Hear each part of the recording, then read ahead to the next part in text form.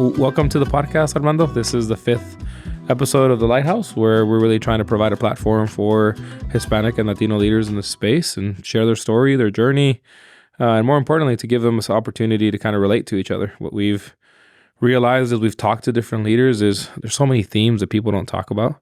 I think Hispanic, Latinos in general are so proud people that, they don't like to open up a little bit, and they don't like to maybe disclose some of the challenges that other people face. And we're just trying to provide kind of a platform for people to maybe relate, maybe kind of correlate and see somebody that's been so successful in the space and kind of be able to see some the characteristics or traits that they themselves can see themselves in themselves.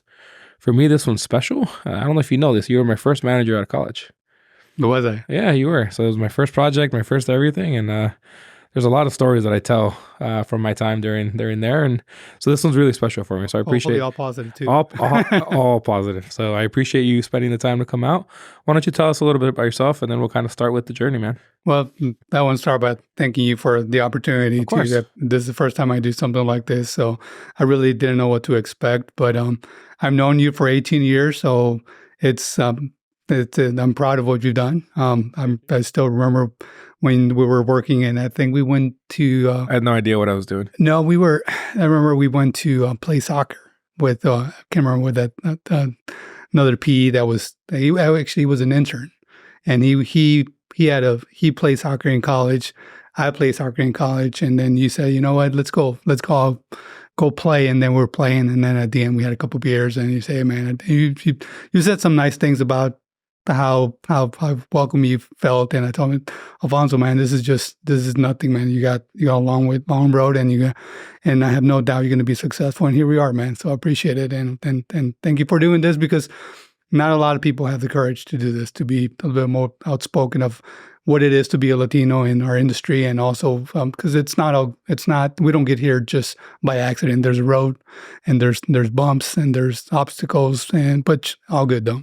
That's awesome, man. So, why don't you tell us where you're at? Like, what do you do? Tell us about yourself. So currently I work for Structura. We're a general contractor.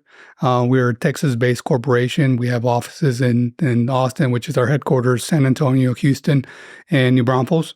My role is I am the regional manager for Structura, and also recently a partner. I manage. Thank you. I manage pretty much I oversee the construction south of Austin, and we can go as far south as we wish, but most of our work is in the corridor area and in San Antonio. So we really haven't had a need to go too far down, but I mean, if the right opportunity would be open, we wouldn't shy away from it. I'm kind of sad you didn't mention El Paso. So I mean, I grew up in El Paso. So. I remember that. So kind of sad you didn't mention El Paso in the list of locations. I'm sure it will. They will be popping up here soon. We're already talking about strategizing what would be the next step. So okay. Very nice. So pretty soon we'll probably swing by and say hello to your family members. Very nice. Okay, just let me know. I'll tell my brother you're coming. So let's get jumping right in, Armando. Obviously, I can tell from your accent, you maybe didn't grow up here. I did not. Where were you born? Where did you grow up? So a lot of people don't know this, but actually I was born in Cuernavaca, Morelos, which is about an hour south of Mexico City. Okay. Which is a very popular small city, but I was raised in a small town called Tetecala, Morelos, which is Nahuatl for places of stone. Not so much in that town, but a lot of the surrounding smaller villages, there's still they're indigenous people that speak dialect. So, wow. So it's a very humble, small town, but we still stay in touch. We actually have a group of cousins, first, second, and third cousins that we still stay in touch, and it's almost that are there, but they live there. Not all of them. There actually very few live there, but we always try to like meet up. Like we'll have a family event happening this summer, and it's going to be there. So we're all kind of looking forward to going back to home, quote unquote.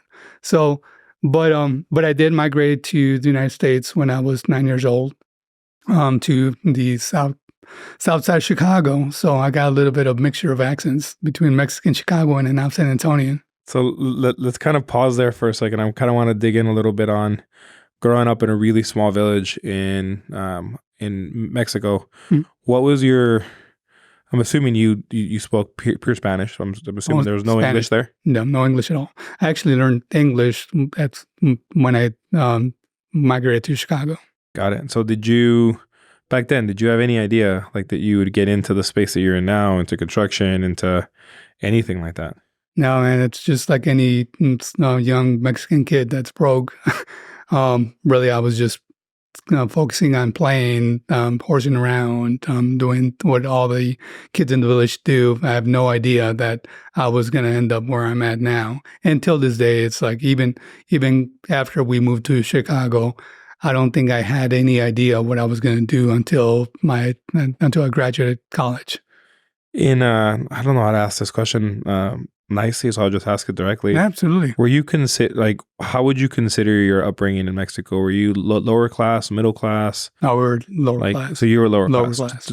To your poor. Yeah. Okay. Yeah. My dad was part of my childhood, my dad was part of the Bracero program. So he would come to the United States and work for like a year. And then like when then in the winter, then he would go back to Mexico. So there were periods of time where like if he wasn't working, we didn't have much to eat. So we would have to either rely on family members or most of my family in Mexico are into agriculture. So we would go to the farms and work and pick up vegetables and fruits, and that's what we would be fed. It didn't happen a lot, but I mean, it there were some period of times that I do recall where there was nothing on the table and we had to go pick. Got it. What took you, I mean, looking at an upbringing like that and then eventually moving to Chicago, what was the catalyst that got you and your family to pack up and move north? That's pretty far. I guess the fact that we didn't have much in Mexico, and my dad was part of the program, but it was coming to an end, and we just didn't see a future. I only have one sibling, it's only my sister and me, and when my dad noticed that there was times that it was hard for him, I guess he being far away, it was hard for him to just see that every day that there was times where we had to ask for money or we had to ask family for food, and it just broke him. So eventually he just kind of said, just come over, we'll figure it out. And then when we moved to Chicago, we actually lived with a cousin of my dad, which till this day we stay in touch, and I love him to death because I think he opened the door not only for us but a lot of other family members.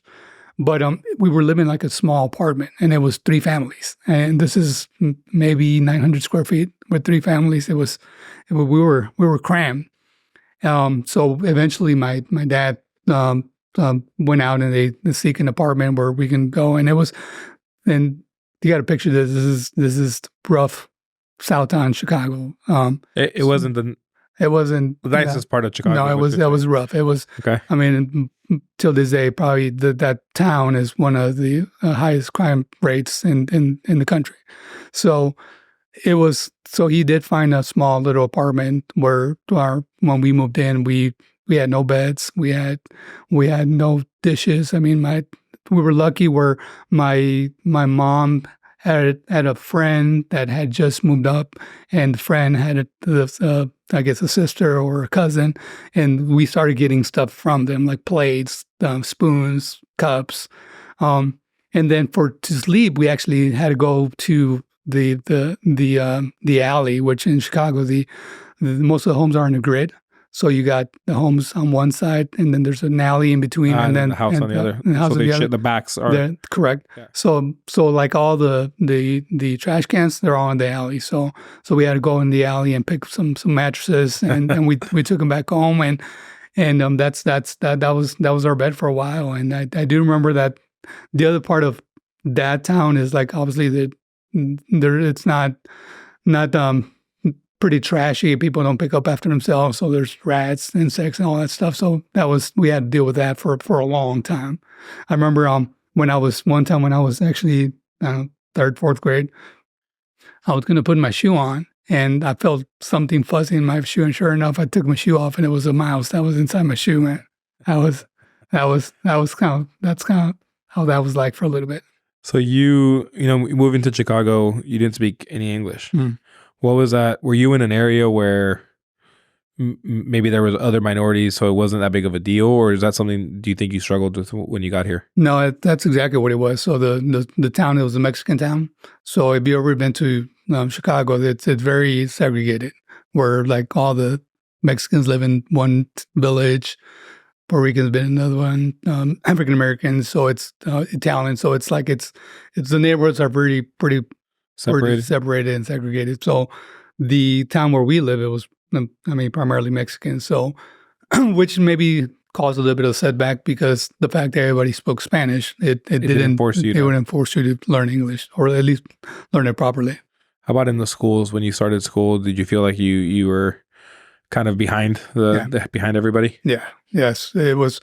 Which is, I was real good with math, so like math, anything that was non-English numbers, yeah. It was out at the grade. I mean, if it's or anything that I can just take home and study and review, I had the picture memory. I can memorize everything, and it was easy for me. But everything in class was hard, and maybe a lot of it had to do with I was a little bit insecure because I knew that I didn't speak the language, and at that age, kids can be harsh too. So you get bullied. Oh, man, I've heard the story of.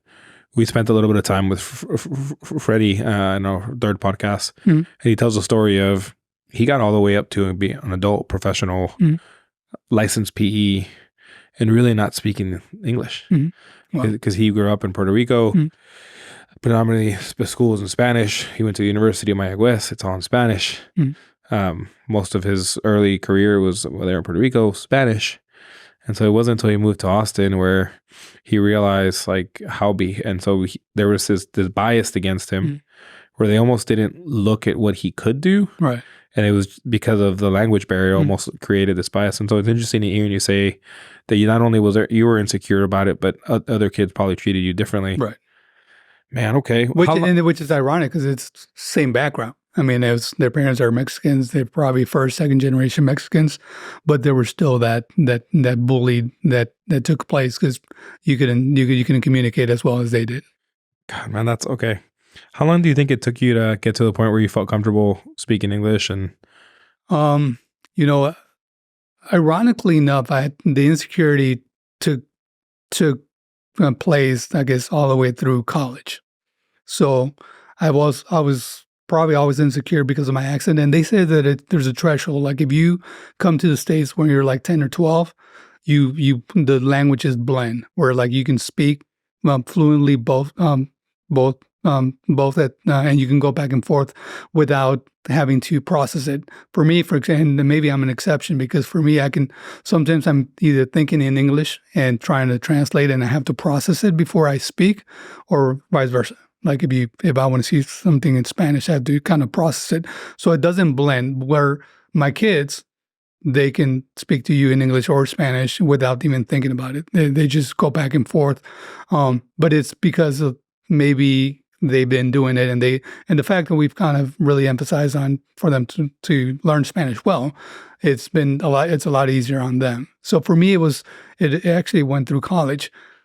However, when I was in high school, I remember being in the sophomore year or junior year, and my English teacher pulled me aside and said, "Hey, I'm gonna make you a candidate to go into AP English." And I thought she was kidding. I'm like, "You're like, this is a mean joke." Yeah, it's like you're pulling my leg. And then she set me down. She's like, "No, you have the structure down. Like your writing skills are very good for your age." I guess that you wanted to say for a Mexican. Yeah, for Mexican. Yeah, for a guy that just spoke English 4 years ago. So I'm like, you need to do the class. So they trying to brainwash me, and I was like, no, because I was so insecure about it. I remember going home and talking to my mom about it. Like, hey, Mom, I got this class that I got nominated for, but I don't want to do it. So the only way I can drop is if you sign a waiver saying that you're okay with me dropping. And she's like, okay, well, let me think about it. Well, my mom was working, so her think about it took about a week, and then I kind of forgot about it. And when it was time for me to drop it, it was too late. So I was forced to take the class because we didn't submit the paperwork on time. And I was upset because I was like, now I got to go through all this. I'm not ready, yada, yada. So every single excuse. But now I'm grateful that I did that because it really opened the door for me to understand the structure and the discipline of the English language. So while I do have an accent, I think I use proper grammar, and especially my writing is good. I'm not saying it's excellent, but it's good. But it's all has to do with the basics that I was taught in that high school course. That's pretty cool. And then as I progress after taking AP English, then you're forced to kind of take the next level, the next level, the next level. And again, the irony is that even after doing that, even through college, I still felt like I was not good enough to be taking the course. That's interesting, man. You know, I heard a very similar theme when we interviewed Oz, and he kind of talked about how he, because he speaks both languages, has a very rich vocabulary to pull from, because there's so many words in Spanish that mean so many different things that he but even then, like, there's still this subconscious imposter syndrome, like you hold yourself back, if you will, because just so anyways, no, that's okay. So you go through high school, I'm assuming all still in this town in Chicago. No, we did move. So the town was not a safe environment for a family. And actually, I know a lot more after I moved out, how dangerous it was than I did at the time that we were there. So afterwards, you hear the stories, you hear it. When you're there, it's just kind of it's the neighborhood, right? So it's like you know the people, you know where you stay away from, you know the one street that you're not supposed to cross, but afterwards you gotta hear how the deviance that took place, the people that were operating at the time that are big drug lords, and you had no idea. It's like, man, I was 2 blocks away, and I never saw him, or I never crossed my mind that was happening. And not only that, but also there was very infested with gangs. So it's like, and I remember seeing the documentary when the Netflix, that was about 5-6 years ago, and then it was about the Latin Kings, which were dominating the neighborhood that I lived, and they talked about the leaders and the organization, and I'm like, man, and I saw the house where we lived the second time, and it was like that, and I told my kids, like, hey, you live there. I live there. So, but again, it's like back then I didn't realize that all this stuff was going on. It was just, and so I guess my dad did pick up on the fact that, hey, this is not good. Good place, yeah. And we moved to a suburb, which at the time was better, but over time it got worse because it was so close. I mean, it was literally 20 minutes away, so it's almost like it followed. And nowadays, it's the town where we moved into is probably a little bit the same of what it was. The town was like back then. Oh, okay. Mm-hmm. So you moved there, and did you know when you were at that you wanted to do college, or was it like what created the need or desire to go to college during that upbringing? So it was when I went to high school. So I throughout middle school, like I would do good in math because that math was just my thing, or is my thing, and I would I would learn things easily, but I didn't realize that I was maybe a little bit different than the other students. I mean, and it didn't hit me till like after college that I might be a lot smarter than I gave myself credit for. When I was in high school, I did take an IQ test and I scored above average. And it wasn't until then that I realized that I might be a little bit different and again, think about the environment where you're 1,000 students, and out of that 1,000 students, 3/4 of it belong to a gang. Yeah. A few play sports, and then 5% are nerds. And I was nowhere in those categories. So it wasn't until high school that I'm like, you know what, I'm different. I might have a learning ability that might be your peers don't. Yeah. And I guess my mother recognized that a lot, and she would always push me. So being in the environment that we were, that I knew I was in, I didn't want to belong for a long time. And then starting to see when we moved to the new neighborhood, and then we started to see that people had different lifestyle, that they have different goals, and then and going to schools with people that are raised in different environments is when I realized, hey, there's another world out there that we don't know. The circle that I was in doesn't know, that I need to explore. At the time, I thought I wanted to be an attorney. And it was just because I felt like there was a lot of injustice in the neighborhood, and like I wanted to do something for other people, like I wanted to make the difference. But as when I finished my 2 years of high school, I enrolled in the architectural program, and then I liked it. So I'm like, well, maybe this is what I want to do. And then after graduating, I went to architecture. But while I was in architecture, I changed majors, and then I went into engineering, which is where I finished my degree. Did you start and finish at University of Illinois, or did you transition from university? No, and I had a lot of offers to visit a lot of campuses, but I was insecure. And being the first generation college student, you have nobody that can kind of give you some guidance as what to do or not to do. So you're afraid of stepping outside your boundaries. You're afraid of going outside your circle. So I played it safe, man. I went to the community college the first 2 years, and that was 2 miles away from my house. But looking back on it, though, there's nothing. Tuition is cheap. You get all your basics out of the way. Mm-hmm. I mean, you may have not had the typical first year away from home experience. Right.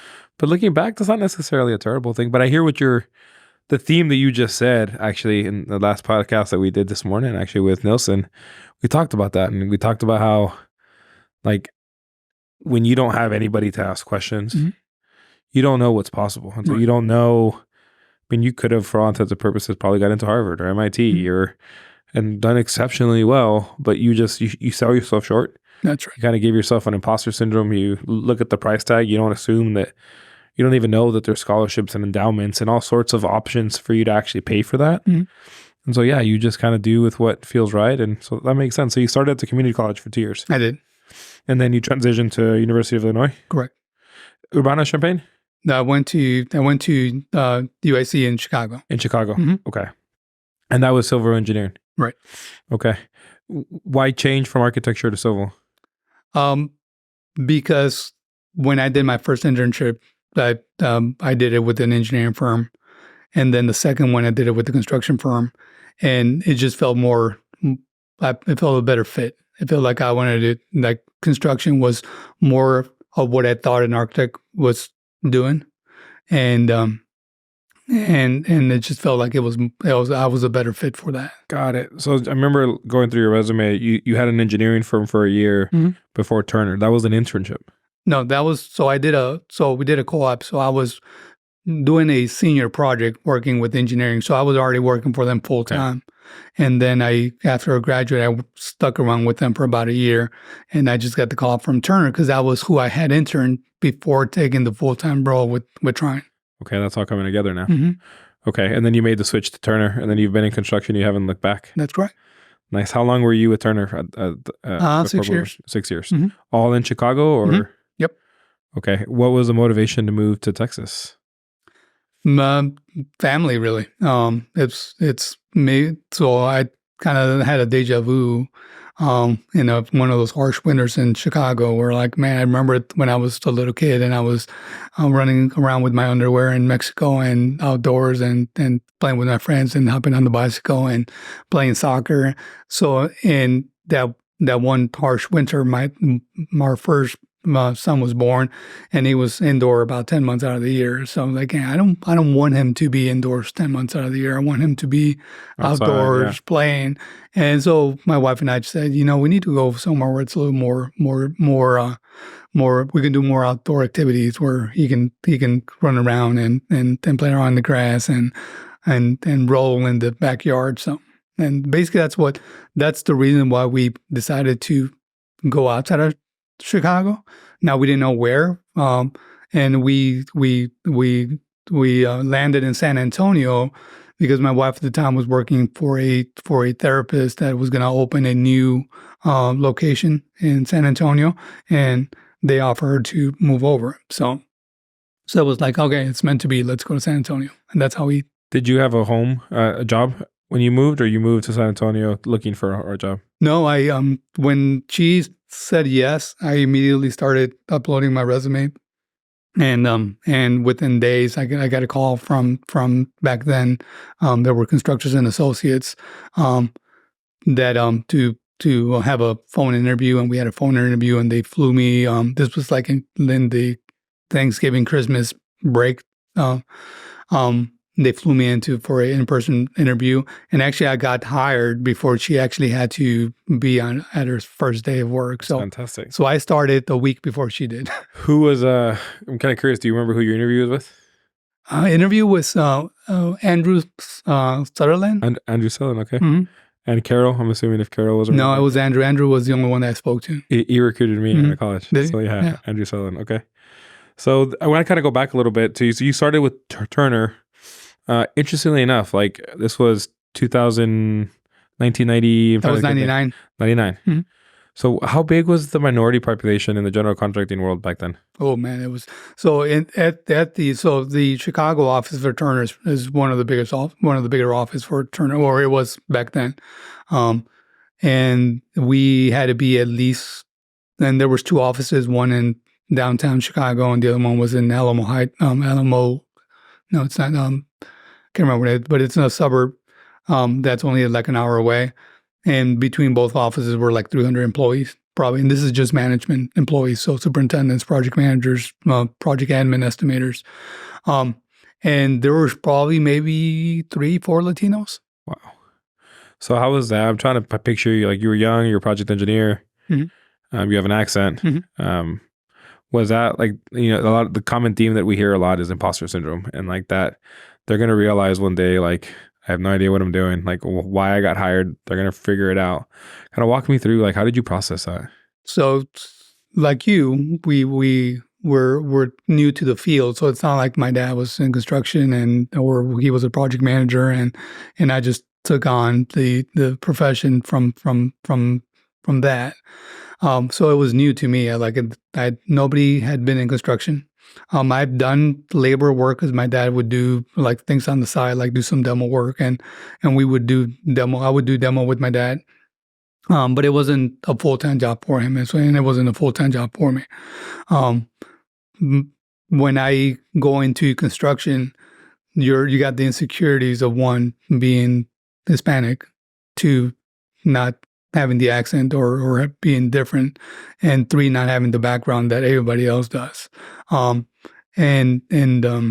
it takes a little bit of a while to break through that hey, there's a reason why you're here, and there's a reason why you got into where you gotten. But it's something that you have to process through time, and a lot of it is maturity. Now that I'm older, I'm like, why was I thinking the way I was thinking years back? I can dissect it because we look at my history and say, okay, well, this is why. But the why is to like, it's almost like you're angry at yourself for feeling the way you did when there was no reason why you put so much pressure on yourself. I almost think there's that almost creates a drive in you though. Like, it's almost like you're damned if you do, you're damned if you don't. You know, I feel like it's a positive thing. I'm curious, Armando, one of the questions we ask a lot, and I'll preface it by telling a story. Like for me, I went into a world where I didn't really know what I was getting myself into. Construction was completely brand new to me. And I remember showing up to the job site for the first day, and it was you, Tommy, and Anthony. But the fact that like they assigned me to you and you were also Hispanic, it gave me like such a sense of like, oh, this is going to be okay. And so I had that. And like, it's interesting you didn't have that. Mm-hmm. I'm kind of curious, so if some of the listeners that are out there that are listening that maybe aren't Hispanic themselves, but manage Latinos or Hispanics, what were the things that like the managers that you look back to and are like, man, they were awesome. Like they did this and this for me, or they provided this thing for me to help you kind of feel comfortable in your role. What are those things? So probably Terry, which is one of my first mentors at Turner. Turner, okay. He was not Latino. He wasn't Latino. but he was very, very humble. He was very, and you can see the way he managed business was very honest, man of integrity. And he would, I remember my first experience, my first project was in Positive. There was a lot of the insecurities, and also there's managers that are not ready to be managers. And I had one of those. But I think, when they changed me to another department, I was working with Terry, and I worked with him for about 2 years. The sense of, hey man, you're very smart and you can do everything you want. You just have to do it at your own pace. Don't look at what others doing. Just focus on what you're doing. Don't fool yourself with stuff that you don't know. You only know what you know. And maybe and that sense of understanding really gave me security. So as I remember, after being with him about a year later, and then I went back to work for the other manager for like a couple months, he told me, man, it's night and day. Night and day. You had grown. Yeah. And in a year, it's like, and he told me we became good friends afterwards. And he's like, it's night and day. It's like it's almost like you went away and they transform you and you're a different person. But it all has to do with just being secure and acknowledging that there's stuff that I didn't know, but I was going to find a way to get through it. You know, one of the traits I have, I worked for a guy for 10 years. And it was my first manager at Google. His name's Scott. So if you're listening, Scott, thank you. His biggest strength, and he's not Latino, far from it. He grew up in Louisiana. He gives you like just the impunity to operate almost like risk-free, and just gives you the psychological safety to take on what you're going to take on at your own pace. If you don't know something, that's completely not expected. You don't know everything, but he just gives you that psychological safety to operate in a way that like you can truly like focus on learning, and you don't have to worry about anything else. Like it makes imposter syndrome go away, right. Which is crazy when you think about. He's almost giving you enough rope that you can hang yourself, and you would think it's a higher pressure environment, but it has the exact opposite approach. Like you almost don't want to let him down in that case. Yeah, so right now I'm actually working with a couple of team members that I had worked with in the other firm that I worked, and I can tell you the same thing is like what they bring to the table now, the way they come across now is nowhere near where they were a couple years back. In a positive way. In a positive way. That's fantastic. And they're busting it. They just have so much security in their development, and it's almost like the sky's the limit. But now they believe it, whereas before they might not, or maybe they felt like they were not ready, or they were just not being motivated. Maybe that was the problem. But now it's like I've been with Structura about 6 years, and we've seen a lot of development, and we've seen a lot of growth, and we're seeing a lot of potential, and we're still got a long road to pave. So by no means do we need to relax, but looking who's next to me and looking how we're all kind of pulling in the same direction with the same objective just makes you feel a lot more secure and comfortable that, hey man, we're going to make it. It's a matter of time. That's exciting, dude. That sounds really, that sounds like you have a good group of people working around you, which is a very blessed thing to have. So you leave Turner, you go to San Antonio, you end up finding a job before you even get there. So you start, what was it like in San Antonio? Because San Antonio, for those that don't know, it's a big Hispanic Latino population in San Antonio. What was it coming to? I remember my first job was in San Antonio, and so the industry there is a much higher representation. So did you feel a little bit more at home? It was actually, I think it was a career booster to some degree because being fluent in Spanish, you're able to communicate with the people in the trenches. And I saw it a lot where like when they saw that, hey, someone in a management role speaks Spanish, they just gravitate to you and they just work twice as hard.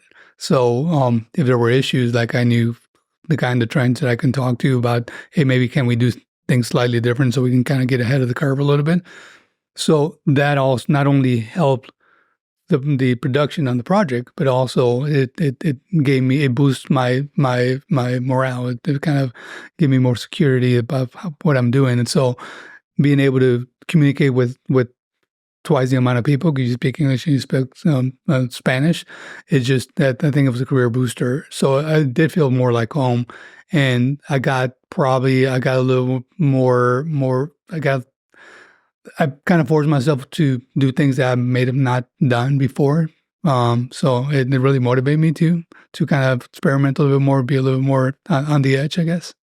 It's interesting. It's interesting you say that, because when I first joined Google, it was in Oklahoma. I was pretty young. I was in my late 20s, and I was the on-site PM for this large project. I had crazy imposter syndrome. Like, there's no way. Did they realize what they just gave me responsibility for? And my biggest thing to do when I was the most stressed out is I'd just go walk the site, and I'd go sit and talk to the workers, and it was all in Spanish. Like, I'd go find the concrete guys, I'd go find the drywall guys, and I'd just sit and talk and get what's going on. And I started to realize, like, the stuff I was getting in that meeting, I would take back with me to the OACs. I would take back with me to the safety meetings, and you would hear like somebody make a comment. Like, actually, no, there's this other thing that's here that they're having trouble with this, and they're actually struggling because of this and this. And you just get those looks like, how do you know that? Mm-hmm. And then you start to realize, man, like, I'm gonna fake it till I can make it on the parts that I don't know yet. But there's this like pot of gold here that like I can take advantage of because I speak both languages.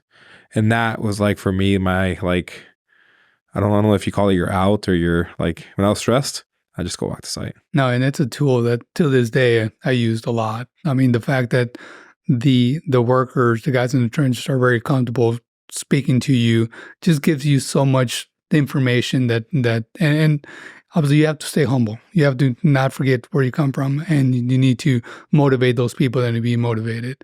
But having that ability to have that communication and that level of communication, not only verbally, but also from a emotional standpoint as well. The one thing I'll tell you is I always knew where the best taco places were, because right. That was usually my intro question. Like, hey, where's the best place to get a taco around here? And that usually breaks the ice. Yeah, that's connection point. And then when they realize, like, oh shoot, you're with the owner. Like, okay, it gives I can't tell you how many times I had people afterwards come up and be like, hey, it was really cool to know that, like I'm gonna tell my son about you. Right.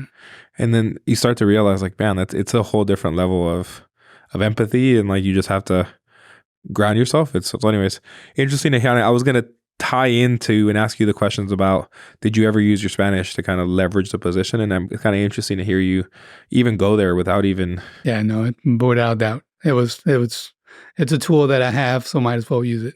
I'm interested to get into the conversation, because this has been a topic in some of our podcasts about the immigration process and like how difficult it is and how long it takes.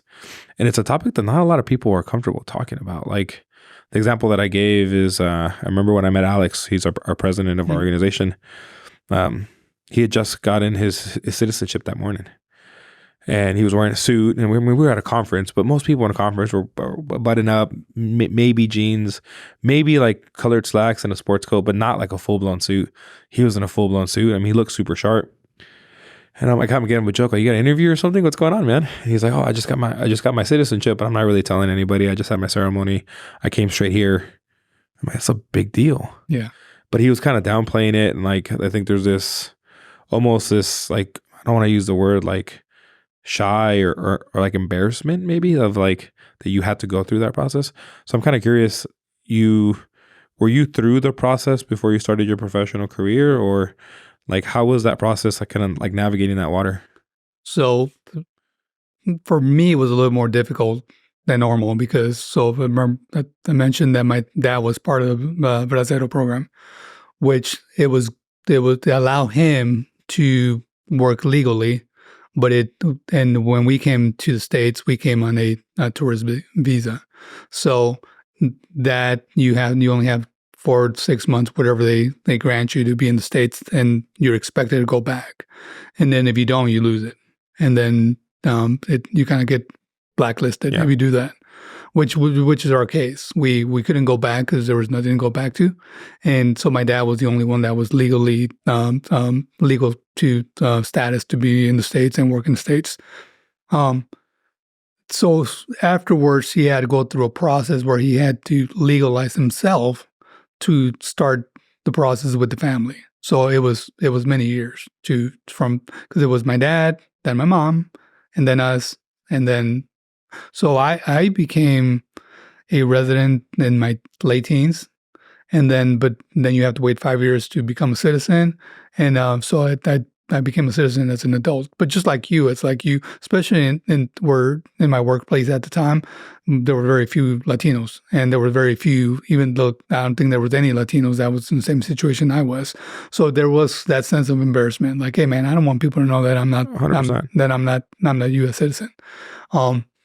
And it was tell the story. When I first applied to Taco Bell, Armando, I remember I was 16. I needed a job. And I remember looking at the application, and I was a green card holder, so I had my permanent residency. But there's that: are you citizen or are you not? And I remember I had filled out the application, but there was a bottom part that I didn't fill out. So the hiring manager was like, "Oh, you missed a few areas."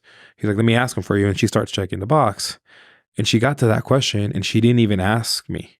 She just checked the yes mark, and I saw it, and I didn't have like the courage to be like, hey, no, I'm a green card holder, because I'm like, well, does that mean I'm not going to get the job? So I just didn't say anything. And to me, I made it okay because she filled it out and she didn't ask me. But I still think about that to this day, like that feeling in that moment. Oh man, it's exactly kind of what you're talking about. Sorry, it just resonated with me. Yeah. So how old were you when you became a resident, for example? Man, probably 17. Okay. 16, and then 17. You became a citizen When I was like 22, 23. So you were working at Turner. Mm-hmm. Okay. Maybe a strong question. With the day of your ceremony, did you tell anybody?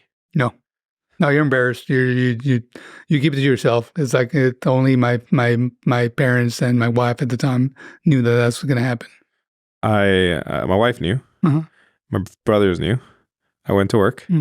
My ceremony was at 1 in Oklahoma City, which was about 2 hours from Tulsa. I went to work in the morning. I said, hey, I'm taking a half day off. I'll be back. Drove to Oklahoma City, did the ceremony, went right back to work. Yep. Didn't tell a single person. That's exactly what it had. And for me, I was working downtown, so I had to walk to my ceremony. And then, so I did tell my boss, hey, I have to take care of some personal business, but I'll be back a couple hours. Went to the ceremony. It happened, and I walked back. So it was the hour and a half span or whatever it took to be in the ceremony, be called, and then walk back to work. That's such a common thing, Armando. A lot of people don't feel comfortable talking about. Like they feel, and then some people are completely proud of it, which I think is so powerful. I think it is as you get older and you're mature. Like now, I'm proud of who I am. I can tell the story because it not only gives you your identity, but also for me it's a motivational factor, because it's not common that children go through that stage to not to be a professional, but just make it through life. It's not very common. So growing up in Mexico with nothing, going to Chicago, being in the hood, then seeing a lot of things around. And even when I went to the suburbs, there was still a lot of trouble going on, shootings. I mean, it's you name it. And then be the first not the first in my family, because I do have family members in Mexico that had gone to college, but in the States, I was the first one. And it was, and going being the first one where you feel pressure to some degree that, hey man, if you don't make it, everybody's going to be laughing at you. So all that is not common. That much pressure on a human being is not common. And I can tell you because I got kids now. So my oldest is 20, my youngest is 16. And for them, it's a process. For them, it's just like, hey, all right, after middle school, after elementary school is middle school, high school, college. Yeah, it's a process. The biggest stress is which school I want to go to. Yeah. Whereas for us, our stress was, am I going to make it? Yeah, no, 100%. Like just it's interesting, and we have this conversation a lot. I feel like it's a common theme within our community. is like raising children and providing them with enough security that they don't have the challenges that like you had growing up, but also how do you still instill a drive of grit and determination that you're successful because of like the conditions. It's kind of like a diamond's it's forged by pressure. Mm-hmm. Like, so that's why you've gotten to where you are. Like, how do you provide that same determination to your kids when you're obviously living a very different life? Man, so I got this question asked on a another event I went to, that what I felt like it was my biggest project, and without a doubt, my answer was my family. My kids are my biggest project because there's been, and you can probably relate. I mean, there's projects that are complicated because the environment makes it complicated, or maybe the design is complex, or maybe the time frame is difficult, or the material is not available, and now you have to do a lot of work around. So there's a lot of complexity when it comes to that. But your kids, that's not going to change. So that's not you. There's no substantial completion for being a parent. So early on as a young adult, because I started having kids young, I knew that, one, that we're not going to get exposed to what I was exposed to. The connection that I was going to have with them was going to be a lot better than the one I had. And three, I was going to teach them how to be social, not how to be smart. Smart you either are or you don't. Learning abilities, you either have it or you don't have it. But I was going to teach them how to find your strength and work on your strength, and then your weaknesses will follow your strengths. So, and going back to why I'm saying that what I'm proud of my kids' project is because now I see them that grown, and they kind of develop their own mindset, but the foundation is the same. They're humble. They're family. They want to do the right thing. They want to help others. So I don't worry about them anymore. I mean, I do worry about what they're going to do. Yeah. But it's like I know that whatever they choose to do, they have the foundation and the right path. And maybe because both my wife and I come from a very similar environment, maybe slightly different situation, but a similar environment, that we kind of force our kids to embrace that, to acknowledge, hey, you have the power to do whatever you want to do. Do not compare yourself to anybody. You can't look at the neighbor. You can't look at your friend in school. Look at you. What are you bringing to the table, and let's work on that. Got it, dude. That's deep, man. That's a really good answer, and I love you're saying like there is no certificate of occupancy with children. Like you're always going to be a father. Dude, that stuff. I'll share this story to kind of ask the question. Obviously you have an accent. Mm-hmm. Your name's Armando. You look Hispanic. Mm-hmm. Was there ever did you ever try to like change maybe your name or what you went by to try to like assimilate? Yes, I think in going back to early in my career in Chicago, it was different. So maybe because there was not as many Hispanics, you were viewed differently. Your accent was obvious, and you were treated differently. I don't sandbag a lot on the whole discrimination topic, because I think there's, in any workforce, you have people that have good intentions, and there's people that have bad intentions. So I'm not gonna jump on that wagon. But I did encounter two uncomfortable situations where I knew it was because I was Hispanic, and because they noticed the accent and they made comments, and you know what, you kind of take it with a grain of salt. Now, as I'm older, I would have responded differently. And now I am proud of my accent. Now I'm proud of my race.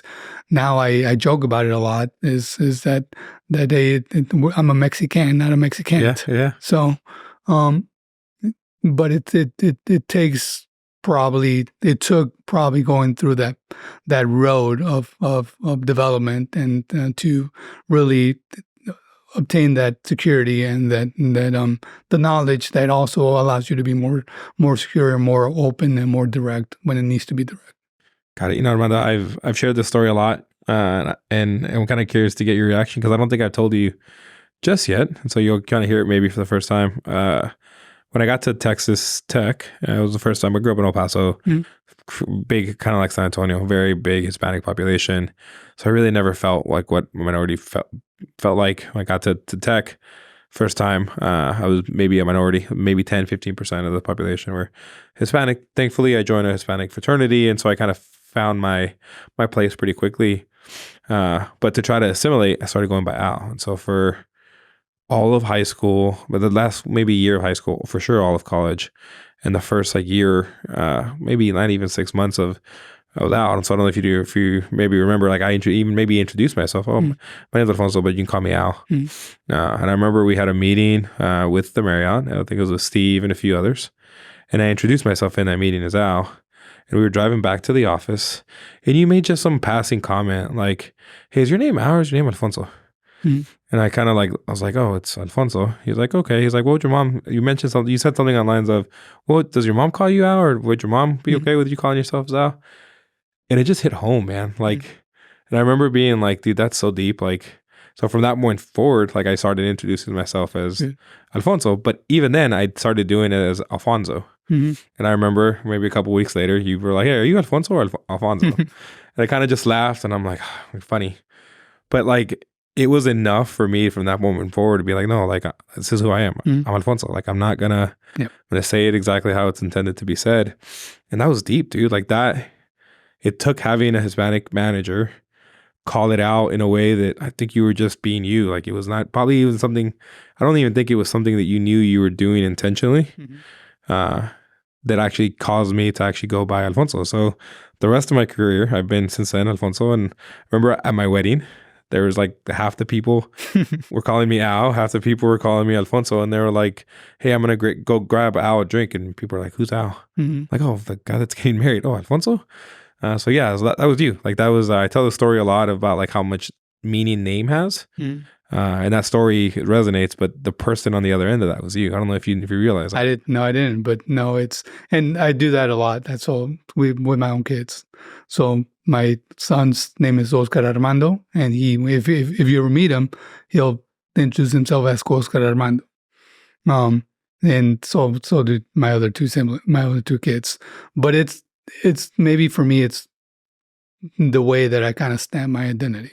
It's like, I'm very proud of being Mexican. I'm very proud of my parents. I'm very proud of, it took, I can honestly say it probably took being mature and kind of being a parent to really embrace it or understand it. But now it's like, everybody knows that, hey, Armando's from Mexico and not only am I Mexican, but I also follow a lot of Mexican traditions. Mexican holidays, Mexican customs. So it's like it's part of my identity. So it's like with my kids, both my wife and I really put emphasis on my kids have to not only identify themselves as Mexicans, but also understand what it means and not just say I'm Mexican because my parents are Mexicans. Oh man, you tell that in a way that resonates so much, Armando. Like you made the comment, it took me getting mature to kind of feel comfortable and confident in this space. I think if I even take this podcast, for example, the idea and the want to do something like this was 5, 6, 7, 8 years ago. I didn't feel that I was in a position, just imposter syndrome, or that like, are people going to view me differently because I'm trying to provide a platform? And it wasn't until I was truly like, you know what, I don't care what people think. Like this is me. I'm proud of it. I'm a product of people that have just been amazing to me in my career. And like, this is something I need to do. But it took getting to that space. And so for our listeners that are out there that are like young Hispanic men or women in the space, like what advice would you give them about like owning their identity? Now is, and maybe because I live in Texas now. So, but now it's fine. Now it's people are not going to judge you by that. So, and you cannot hide who you are. And you have to be proud of who you are because otherwise you won't get anywhere. I mean, if you want to fake it, like I said, you're going to fake it till you make it. But is that really you? Are you really comfortable being that person? And now, obviously, with the new generations, I mean, our Hispanic population has grown tremendously. We're probably in a few years, I think, 20, 30 years, I think it's going to be 1 out of 4 Americans are going to be Hispanic. 2060. Yeah. So it's you. So now it's okay. It's part of it's part of the society. So I think the earlier we can embrace that at our earlier age, the more okay we're going to be with it, and the more fluent we're going to be with our day in and day out. But you have to keep it real. You have to really keep it. I'm not sure if you remember when you did your podcast and you forwarded me the interview, and I replied to you, man, just don't ever forget who you are and where you came from. And that's really what it all boils down to. It's like, hey, that's never going to change. Your childhood is never going to change. Your family is never going to change. So you have to really feel proud, because you can make a difference, but the difference is from here on, not from here back. That's so deep, man. I'm glad you gave that example, because it hits home. I'm kind of curious to get into with Ola Data, some of our pillars. Obviously, part of it's a Lighthouse. This is a platform. We talked a little bit about education, and obviously you shared a journey about college and engineering. Was there ever, did you ever feel the need to go back and maybe get a graduate degree? And I kind of asked the question, like, for a lot of the people that we talked to, them going back was more of like to overcome maybe the internal like imposter syndrome of like, well, if I get this other certificate, if I get this other degree, like maybe I'll be worthy of it. Did you ever get that? Because you're one, you didn't go back after your bachelor's, right? No, I did. I didn't, but I did. So when I was at UIC, I had the fortune to work with the director of engineering department. And I was working for him in the lab, and he really took me by his wing the last 2 years. So because I had done many credits in community college, and at the time, and we had to have X amount of credits beyond our requirements to be able to go on stage and graduate. So like I had finished all the courses that I needed to take, but I needed to take more credits for the school to accredit me for engineering. So he told me, well, take geology. No, it wasn't geology. It was soil mechanics, and take hydraulics, which was a graduate class. So I took about 4 to fulfill my credits, and they were easy. It was funny, because while you were there, you kind of saw the students that were pursuing their masters and their PhDs, and you kind of glorify them. You thought like, man, I'm here. They're here. But then when I was able to take the graduate courses, and I was with the guys that doing PhDs and masters, like, man, this is easier than the undergrad. And I was. And with all humility, I did real good in school. I made the National Honor Roll 2 years in a row. The last 2 years, I believe it or not, I didn't. So MIT sent me a letter, and I didn't pursue it. So I guess now I realize that there was a lot of opportunities that I would have taken advantage of if it was happening again.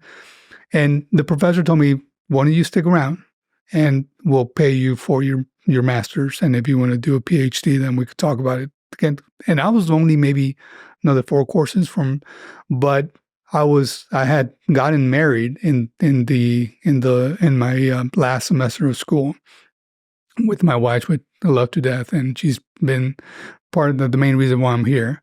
And so it was like I had to make money. You like have to go work. I wasn't. I mean, working in the lab wasn't paying the bills, right? Yep. So the necessity to make money pulled me away from finishing school. So for a long time, what would have happened if, kind of haunted me. Now it's like, it would have made a difference. I don't know. And I'm not driven by finance. So to me, it's like I've the fortune to have experienced many many things in my career, but finance has never been priority. I mean, don't get me wrong. We all want to make a living. We all want to give to our family, but I'm a firm believer that you do things fluently and you do things honestly to yourself and with a transparent approach, and the reward is going to come by itself, 100%. By gravity. Interesting you walking through that, and you made the comment you're a firm believer of just kind of like letting things, like do the things that you want to do the things that make you happy, and then everything else falls into place. I'm kind of in that vein as I talk about mentorship, for example. Did you ever seek mentorships out, or were you kind of on the receiving end of if you did your job, somebody will see something in you and kind of take you under your wing? How was your approach there? So I didn't even know what a mentor was coming out of school. I mean, and not sure how many people can relate. When you're a kid out of the hood, and you're in college, you're different. So you're opening your eyes. There's a lot of things that you don't know. As simple as it sounds now, there are things that you don't know. So there's terms. I didn't know what a mentor was. I mean, I had a counselor, and nowadays that's probably the closest thing that I can relate to a mentor. But afterwards, I look back and I did have the mentors, but it was because they approached me because they saw something in me, or they saw that I needed help and say, "Hey man, I need to go help that kid." Terry was one of them. So I turned it with him. Then when I moved to San Antonio, Mark Jones was a big mentor and a huge factor in my career path. And I mean, the list goes on, right? So it seems like in every situation I've had, and going back to even school, the teacher that nominated me for the AP English class. That had such a big impact in your life. So I've had mentors, but without me seeking. I think they've been kind of, they've seen that I need help, and they kind of approach me and say, "All right, I'm gonna provide some help for this individual." So I'm kind of curious to ask for those that are listening that are maybe young in their career, if they're looking for mentorship, how would you go about recommending like they do that? Like, should they like put yourself in the situation, you have an employee that works like a couple layers under you. All they know is that you're, Armando, the main guy for this office.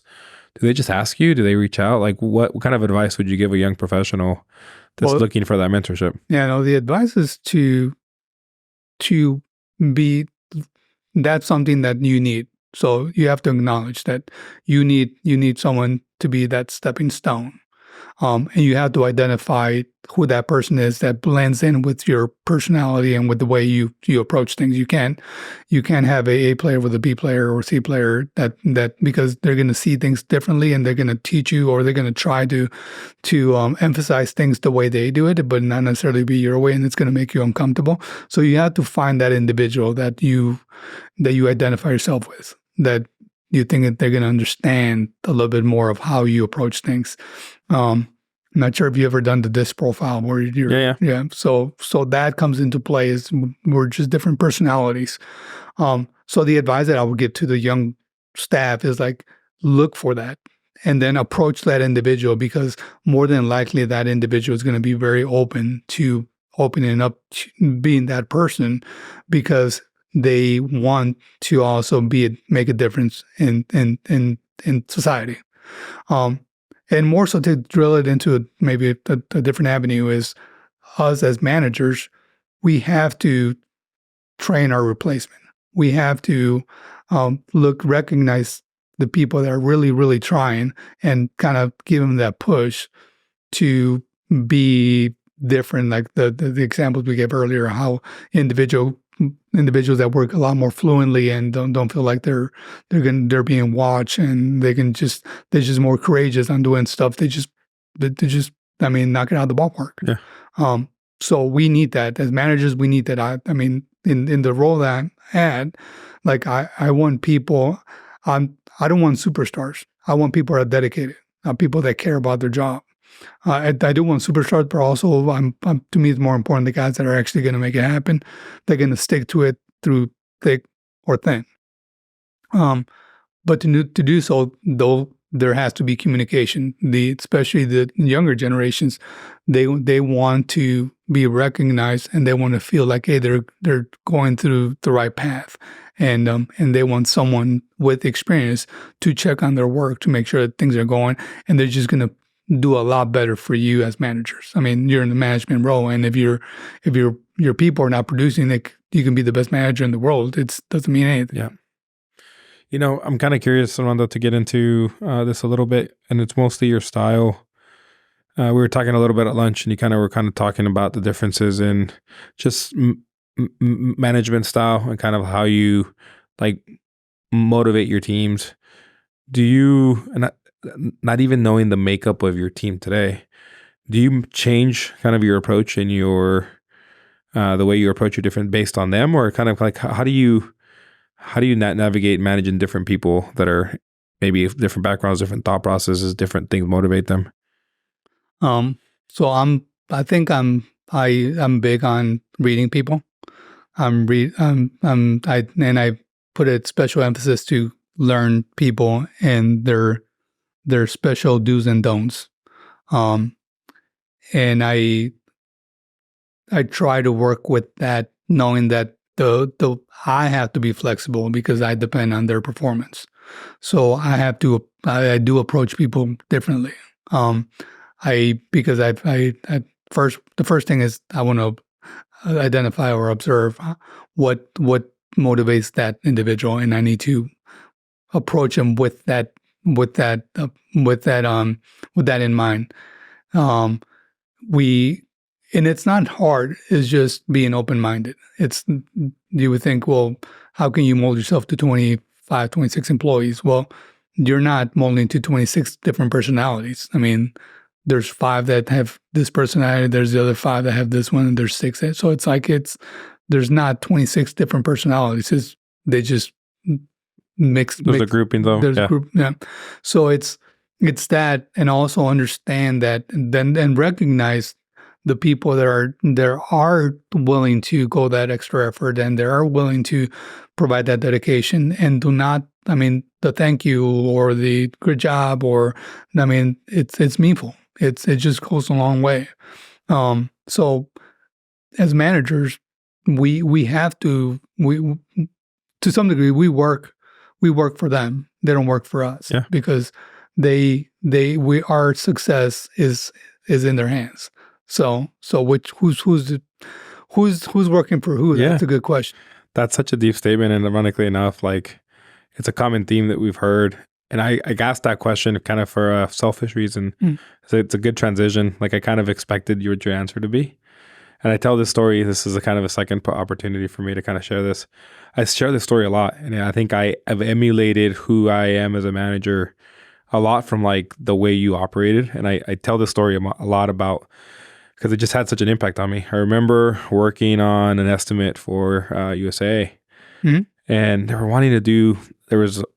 I forgot there was a stage, and they were trying to do something, and we had to chip concrete out, but all we were doing was a pricing estimate, and they had like three different alternates that they wanted all priced all various different ways. And I remember you being like, "Hey, can you try to do an estimate?" And I've never done that before. I was like, "Sure." And it was like maybe Thursday, and I was like, "Hey, I think I'm going to work on it on the weekend and come in." And at the time, Mark was in this back office. You had the only other office, and you were like, "If you want, just feel free to use my office. I have 2 screens. If you come in." And I was like, "Damn, okay." Like, because I had one of the cubes with a single screen, and I came in on a Saturday, and I remember like sitting in the office in your old office.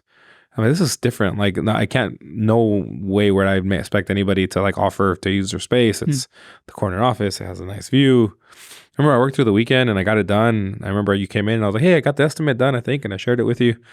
But it's just that approach of like, you attract more people with honey than you do with vinegar, and that's always been your very subtle approach. And I've tried to emulate that, and like that story has always stuck with me. So just want to share that with the people and share. Thank you, man. Like you've had a big impact on me as a manager because I try to emulate a lot of the way you operated. No, thank you for saying that. It means a lot because, like I said, there's people that will agree with your management style, and there's people that don't. But it's worked for me, so why change it? No. It's absolutely worked for me. Mm. Like it's been really, really good. Okay. I want to get into a few more topics there. So we got into a little bit about mentorship. We talked about education. Those are our big two pillars. You mentioned internships a little bit, and that's one of the areas that we're really focused on with all the data in getting students into internships with a goal of eventually getting into the industry. So that's kind of the pathway. What are your thoughts on like recommending people to work internships, traveling, getting away? Because usually they're happening when kids are 18, 19 years old, especially if they've gone away to school. That's usually the time when they want to go back home and, go spend time with their friends and family for a couple months before they start school again. What kind of advice would you give kids that are listening about just the whole topic of internships? Well, perfect timing, because remember I told you that my kids are 16 to 20, so I'm in that age. I'm at that stage as a parent where, like, my daughter Alexa, she's the one that wants to go out. She wants to try the world. She would Oscar and the other. He didn't want to leave San Antonio.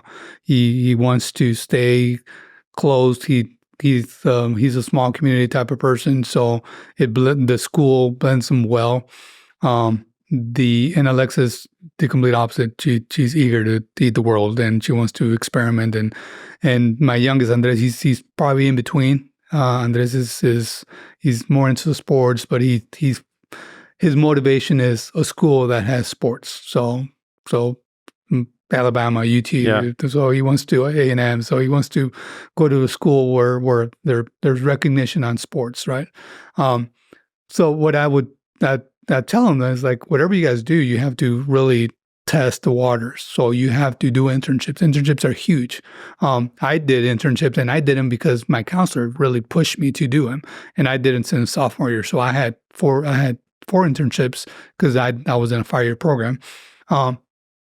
And I think that helped me decide after finishing school what I really wanted to do.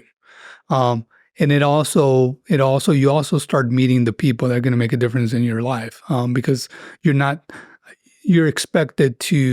coming out of the shell. So you're expected to ask the questions. You're expected to go through that learning curve. So there's a lot of expectations. There's a lot more tolerance because you're at a stage in your career that you're breaking out of the shell. You're green, right?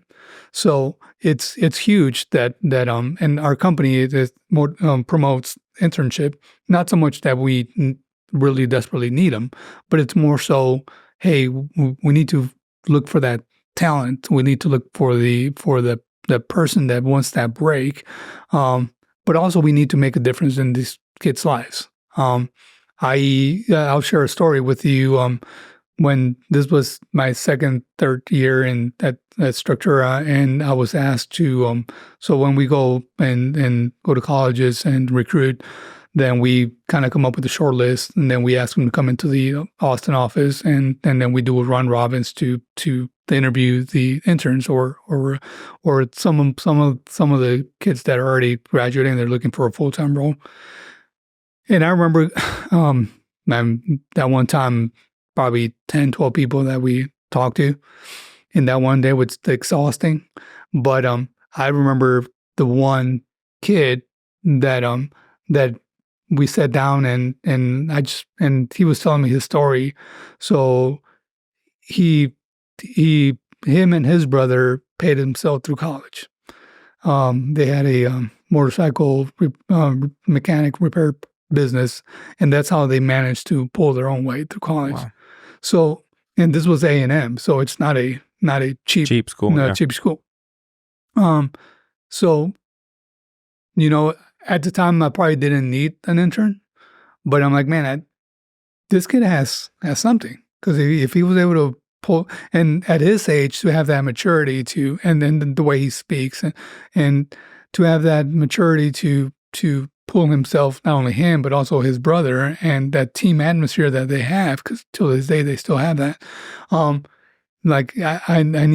felt like a need to help him. I felt like a need to make a difference in his life. And he's right now, he graduated, he works for me, and sure enough, he's a superstar. I mean, he's young, but and the sky's the limit. I mean, he has so much confidence, and he knows that he can do whatever he sets his mind to. and I'm not sure if we never had the conversation, but I'm not sure if he feels like I did or did not make a difference. But in my mind, is like what gravitated me to him was that this is a young guy that has worked real hard to put himself through college, and he just needs a break. That's fantastic. I'm curious to see I'm sure when he hears this, I hear him smile, hear you say that. I'm kind of curious. Do you think he considers you a mentor? Have you guys ever had that conversation? We haven't. I feel like we have just because he knows that I care, and like I care a lot about all of the people that I work with, right? But he knows that I care. I mean, he just recently had a baby, and I call him and say, hey, how things going? Because at the end of the day, we're humans, right? Yeah. And we work in the same office, and we're here for to make a living for our families, but there's still that human touch.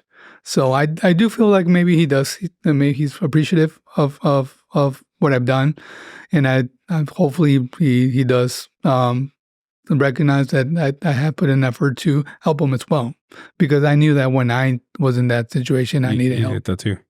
I always tell people whenever I talk and I hear kind of stories like that, to formalize, like be comfortable formalizing the mentorship aspect of it. I think there's so many people that I think all of my mentors, except for like the last maybe 2 or 3 years, where I've taken the step to actually be like, hey, like I'm looking for a mentor.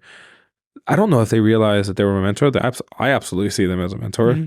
I don't know if they ever like saw as they were actually being my mentor versus just giving me advice in the moment. So I'm actually trying to be super intentional about like, hey, like I really enjoy our conversations. I feel like I can use you as your sounding board. Are you comfortable being a mentor of mine? And I started to formalize that, which has been super empowering. Mm-hmm. So I encourage you to maybe have that discussion. And if you're listening, I encourage you to have the conversation maybe with you. No, appreciate it. All right. I want to get into one more topic, and then I have a question that I always ask. Maybe I'll ask you the question now for you to think about it, and then I'll come back to it at the end of the podcast. So obviously you came to the States at 7, so you spent 9, so you spent all of your basically adult life and teenage years in the here in the States.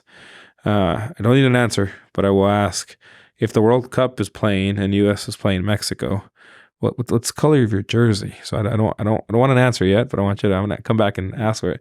So I always ask people, and it's always an interesting way to see what way they go. Before we do that, one more topic that I want to get into, Armando, is we hear a theme of a lot of imposter syndrome. We hear it's something that like everybody kind of works through. It's such a common thing that I don't think people vocalize. And I think the one thing that people have texted me about the podcast that they've heard is how much when people talk about imposter syndrome, it resonates so much to them, because it's not, people don't feel comfortable verbalizing it. And my immediate response is like, are you kidding me? Like, I feel like I'm imposter syndrome every day at work. So I'm kind of curious, have you ever felt it? Do you like, what are the things that you use to overcome it? No, I mean, obviously it's through my career. It was even when I took the role that I'm currently at, I mean, it crossed my mind. Hey, am I good enough? Am I deserving of where I'm at? And can I really screw this up? And how, right? So it's, you doubt yourself. You've never been put in that situation, and you really don't have a backboard, or it's almost like you don't have a plan B either, right? So it's like, and not only that, but also, you're having a family, and now you're gambling with the family as well. Because if it doesn't work out, what's next? So it does. But Alfonso, I can, and I don't want to get religious on you, but my faith really is the number one motivator in my life now. So knowing that as long as I do the right thing, and as long as I am transparent with what I do and I don't fool myself, then the rest is not something that I can control. So yes, I still are in those situations where like, maybe I'm not very comfortable with the topic, or maybe I'm not as well-rounded with the topic, and we're in OAC meeting, or we're in the project meeting or whatever. But I do know that the one thing I do have to be is honest. Be upfront. I don't know this, but I'll find an answer for you. And I think a lot of it is just feeling comfortable with yourself, but that comes through experience. That comes through improvement in your knowledge. but also comes with you being very transparent with yourself, because you can't be transparent with anybody else if you're not transparent with yourself. So yes, it does, but it's a psychological state that you have to break through, and we talk about it a lot with friends and family, and we all kind of come up with the same common denominator. It's the fact that we haven't been exposed to it, or it's the fact that we still see ourselves as minority that really makes us be in that spot. Because if you think about it, being Hispanic or being Latino and graduating with somebody that's not Latino, that's European or from any other part of the country, you're both on the same stage. You still don't have experience. You both you haven't gone through the 20 years of management. So you're both, but the fact that you're doubting yourself because you're considering yourself not worthy, maybe. Not worthy, or that. I am big on especially with my kids. For one, is like when early enough, like you cannot say the word "I can't" in my house. That's bad. And two is like when they say, "Well, maybe it's not going to happen." Like, well, you already started in the wrong leg. Yeah. So, can you repeat that again? And then they'll find a way to say it differently. Like it's just that message that they're sending across. Yeah, it may not happen, but don't start with the "it may not happen." It's interesting. There's so many parallels, Armando. It's crazy. My oldest is my boy. He's 8 now. I can call right now and say, hey, buddy, what do we never do? That's all I got to say, and he'll immediately say, "We never give up." Mm-hmm. It's like it's been the one thing that I feel like I have hammered home. Mm-hmm. Even in terms of like, I mean, I think it sounds silly, but it started with video games. Yeah. It started with us playing a video game and he'd get frustrated. I'm like, "Hey, buddy, it doesn't matter how long it takes. We don't give up." And then now it's kind of paralleled into sports. Absolutely. He's now playing chess, and it's parallel into chess. It's parallel into school. And now I don't even got to say the words. I'm like, "Hey, buddy, come on. What do we never do?" And it's funny how you said like, and it's almost kind of turned into like the mantra, completely unexpected. That was never my intention.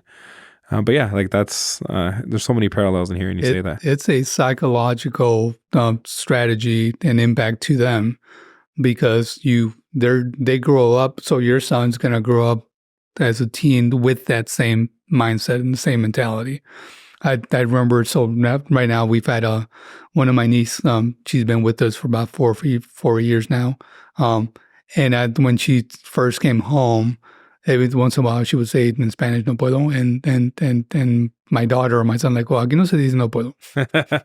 We don't say that. Yeah, we don't say that here. It's like and so it was very rewarding to hear them say it without me giving them the eye or anything. So it works. And like I said, it's like, and it's obviously they're still kids, and they're still in that development stage, and they're still going to make mistakes.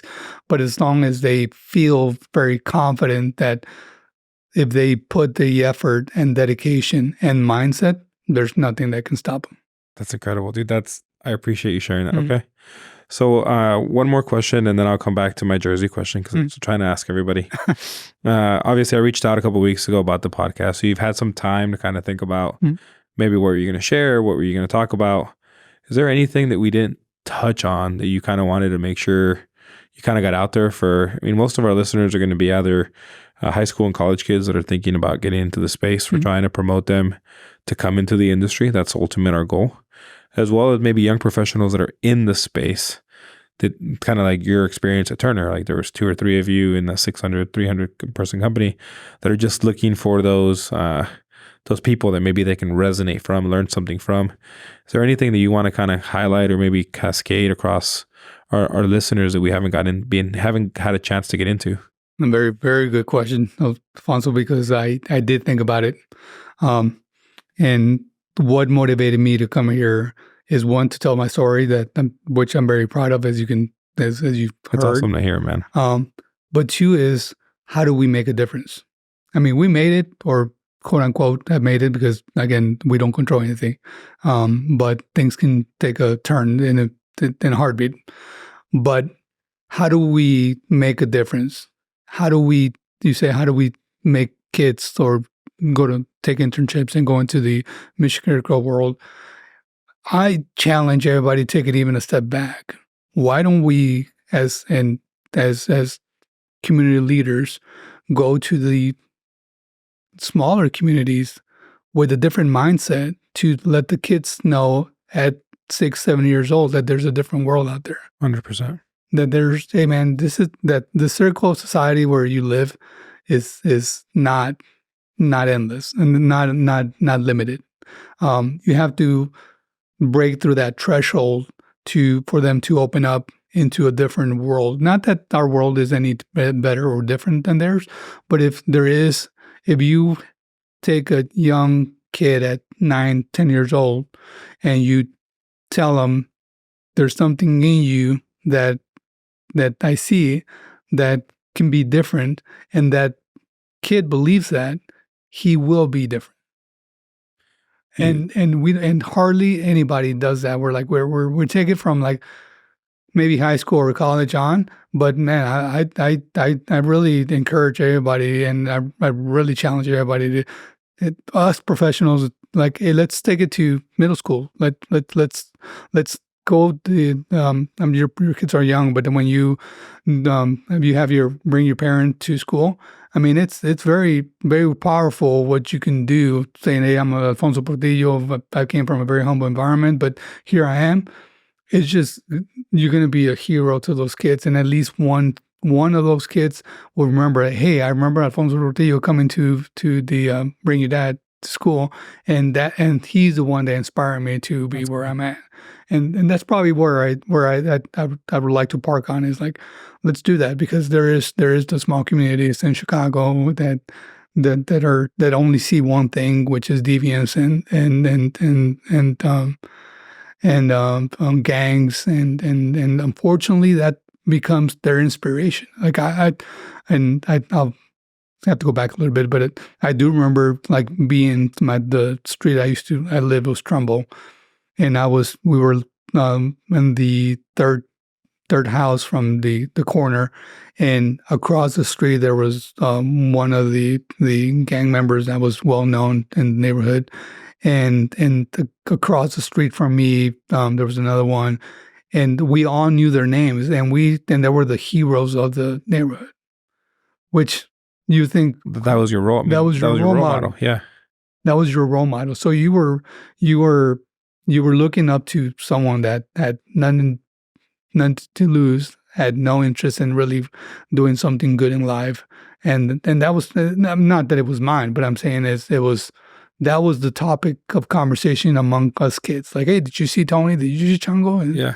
And so like we need to break through that, and really I, and the people, we have the time and we have the power to make the difference, and at least one of the third grade class from Mrs. Espinosa to make a difference.